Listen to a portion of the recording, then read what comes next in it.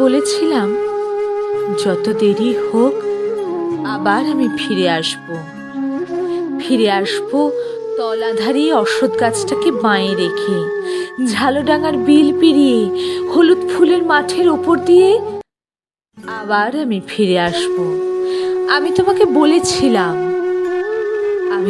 বলেছিলাম এই যাওয়াটা কিচ্ছু নয়, আবার আমি ফিরে আসবো।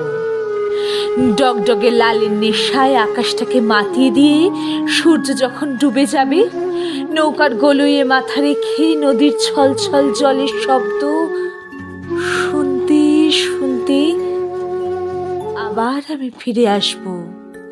আমি তোমাকে বলেছিলাম।